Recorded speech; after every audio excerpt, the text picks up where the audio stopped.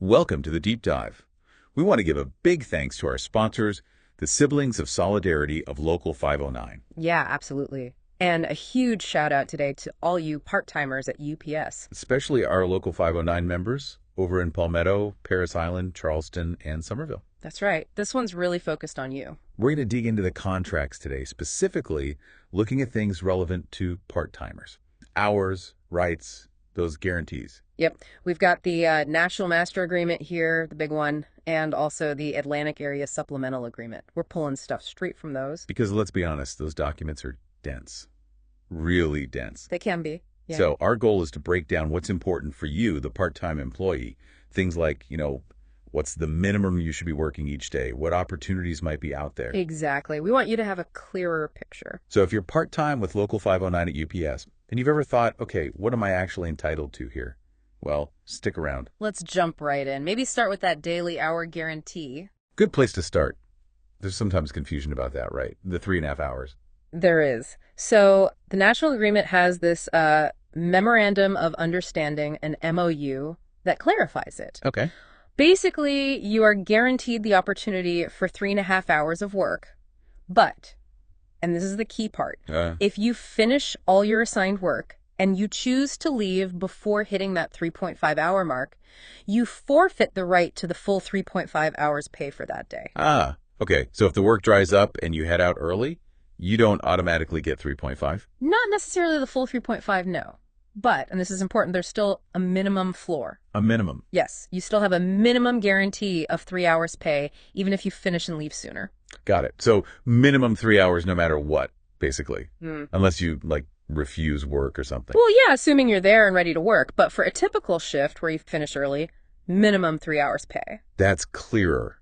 And what about folks who were full-time, maybe got laid off and are looking at part-time work? Right. The Atlantic Area Supplement covers that. It says full-time seniority employees who are laid off, they have an option. An option too. To take available part-time work. And if they do, they get a guarantee of 3.5 hours at their appropriate rate. Okay, so that 3.5 guarantee applies specifically there.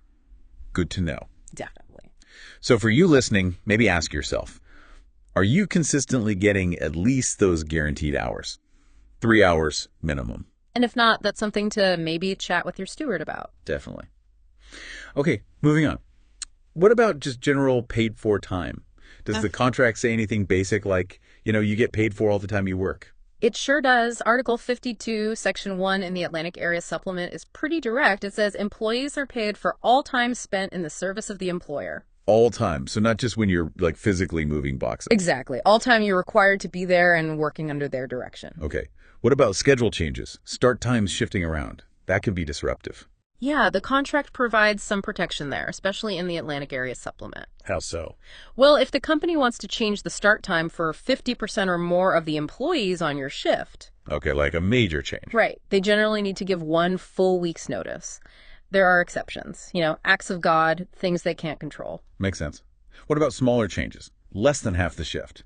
For those, they need to provide reasonable notice, which the contract usually defines as 48 hours. 48 hours, okay. Although there are slightly different rules during November and December for package and hub operations in the Atlantic area for really minor adjustments, but generally 48 hours for smaller changes. So keep an eye on your schedule and your pay stub. Make sure it all lines up. Always a good idea. Now let's talk about something a lot of part-timers think about. Moving to full-time. Is that covered? Oh, definitely. The National Master Agreement, starting around page 78, has a whole section on part-time employees. What's in there? It covers wage info, that's around page 80.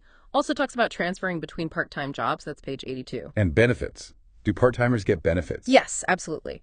Benefit entitlements for part-timers start on page 83 of the National. It lays out what you're eligible for. Worth reviewing that. Okay. But back to the full-time question. Does the company actually have to offer full-time jobs to part-timers first? Yes. Article 22, Section 3 in the National Agreement really stresses that. It says giving part-time employees the opportunity to become full-time is a priority. A priority. Does that translate into actual numbers? It does. The employer committed, across the whole country, mind you, to create at least 22,500 permanent full-time job openings during this agreement. Wow, 22,500. That's a lot. It is. And specifically, within that number, they committed to creating 7,500 new full-time jobs from existing part-time positions. Okay, so converting part-time roles into full-time ones. Exactly. And that's mainly scheduled for the last 3 years of the agreement, with specific targets for each year. When they combine jobs like that, sometimes there's a gap between, say, the morning sort and an afternoon job. Is that allowed? Yeah, the agreement allows for up to a 1.5-hour gap between the part-time jobs being combined to create that full-time position. Okay, 1.5 hours. Good detail. Now, thinking about our local 509 folks in the Atlantic area, does their supplemental agreement add anything about seniority if you move from part-time to full-time? It does. Section 5 of Article 66 in the Atlantic Supplement is important here. It says for calculating things like vacation and retirement benefits, you get additional seniority credit equal to all the time you worked as a part-time employee. So all that part-time work counts toward your full-time seniority for those benefits? Correct. It's treated as if it were full-time work for those specific calculations. That can be a significant boost. Yeah, no kidding. That's really valuable. Okay, how about just getting different part-time jobs? Like maybe you want to move to preload or sorting. How does that work in the Atlantic area? Article 66. Section 6 covers the part-time job selection procedure. Generally, they work off the seniority list within your building or location. So the longer you've been there, the better your shot. Pretty much. When permanent vacancies or new permanent part-time jobs open up outside of November and December, usually they're typically filled based on seniority. And can you bid on jobs on different shifts? Yes. If you're qualified and have at least 6 months of seniority, you generally get the chance to select these permanent openings on any shift within your building. Even the preferred jobs, like you mentioned, preload, sorter, maybe clerical? Yep, those are included. Loader, unloader too. Yeah. There are some limits, though, on how many times you can make such a move within a year to prevent constant shuffling. Right. Makes sense. So knowing these pathways exist, if you're listening and you're interested in full-time, or maybe just a different part-time role, it's definitely worth looking into the specifics for your building and talking to your steward about how the process works locally. understanding the rules is definitely the first step. Okay, let's shift gears slightly. Let's talk rights and protections. Stewards, what's their role, according to the contract? Stewards are crucial.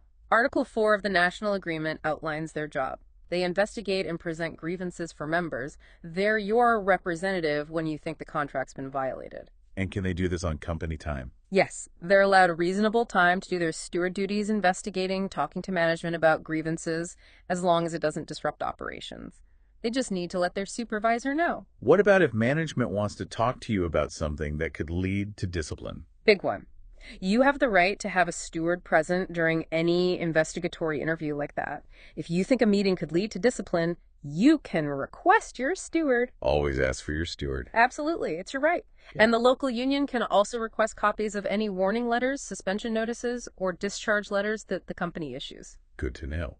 Now, what about union membership itself? Is it required?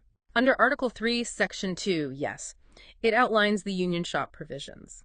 After your initial probationary period, you need to become and remain a member in good standing of the local union as a condition of employment. And if someone falls behind on dues or something? There's a process. The union notifies the employer, and the employee typically gets 72 hours notice to get things straightened out before facing potential termination. Okay. Can the company make, side deals with employees that go against the main contract? Nope. Article 6, Section 1 is clear on that. Any extra contract agreements that conflict with the master agreement are considered null and void. Everyone works under the same negotiated rules. What about technology? It's changing everything. Does the contract address new tech? It does. Article 6, Section 4 talks about technological change. It defines what counts as a major change that could impact jobs. Like automation? Could be. But interestingly, the current agreement specifically excludes certain things from being implemented as technological change during its term. Oh, like what? Drones for package delivery, driverless vehicles, or that platooning truck concept. Wow, so those are specifically mentioned as not happening under this contract. Not as a simple technological change rollout, no. If UPS wants to implement those things in the future, they have to give the union 6 months' notice first and then bargain over the effects on workers. 6 months notice and bargaining. Okay. Okay. What about tech they already use, like GPS or cameras? Right. Article 6, Section 6 addresses technology and discipline, a key point. They generally can't discipline you solely based on GPS or telematics data. Only based on the computer data. Right. Unless it involves proving dishonesty, they usually need direct observation or some other corroborating evidence. They can't just use the GPS data alone for most discipline. What about, say, seatbelt violations caught on sensors? For identical infractions like that, the contract says you should get verbal counseling before they issue a written warning notice. Gives you a chance to correct it. And cameras, what's the rule there? Big restrictions. Inward-facing cameras directed at the driver, prohibited, not allowed. Okay. And the forward-facing ones, the dash cams? The footage from those forward-facing cameras cannot be used for discipline. Cannot be used. That's huge. It is. It's a significant protection. So let's say a part-timer does have an issue. They feel like their rights were violated, maybe their pay is wrong, or something about safety. What do they do? That's where the grievance procedure comes in. It's detailed in Articles 7 and 8 of the National Agreement, and there are related parts in the Atlantic Area Supplement, too. It's the formal process. It's the formal process for resolving disputes about the contract. Your union reps, like your steward, can file a grievance on your behalf. There are time limits, usually, so it's important not to wait too long if you have an issue. Act promptly. Definitely. And if a grievance is settled and you're owed money, how fast should you get paid? The contract says monetary grievance settlement should be paid within 10 working days. 10 working days. Okay. And if it's an award from the National Grievance Panel, it's 10 business days after the company gets the written decision. Good to have those timelines. Last big area, safety and health. What does the contract say? It's covered in multiple places, but Article 18 is a key one, plus sections in the supplements like the Atlantic areas. It establishes safety and health committees, both at the national and local levels. So there are committees focused just on safety? Yes, made up of both union members and management. And the contract outlines the employer's responsibility to provide a safe workplace. What kind of things does that include? Things like proper handling of hazardous materials, procedures for that. Also, heat safety is a big one mentioned. Yeah, especially in places like Charleston or Somerville in the summer. Exactly. The contract addresses things like providing adequate water, ice, and preventative measures for heat-related illness. So lots of protections built in. They really are. So if you're listening, the big takeaway here is, know your rights. Do you know who your steward is? Do you feel comfortable raising a safety concern? Do you understand the basics of the grievance process if something goes wrong? These are really fundamental things for every member, especially you part-timers in Local 509 that we've been focusing on. Right. So just to kind of wrap up what we hit today. We talked about that daily hour guarantee, the 3-hour minimum, the 3.5 potential. Yep. And being paid for all your time worked. The rules around schedule changes. Opportunities for full-time work, those commitments, and how seniority works, especially with that Atlantic area credit for part-time hours. How to potentially move into preferred part-time jobs. And then all those right stewards, union shop, technology limits, grievances, safety. It's a lot, but it's all part of your contract. Absolutely. And remember, this deep dive is just scratching the surface, really. It's meant to give you a solid overview. For your specific situation, or if you have detailed questions. Please reach out. Talk to your local 509 representatives. Talk to your shop stewards. That's what they're there for. They have the full agreements, the local interpretations, and can help you navigate whatever you're dealing with. Couldn't said it better. They're your best resource. Absolutely. All right. That about does it for this deep dive. Thanks for tuning in. Stay safe out there. Until next time, love and solidarity.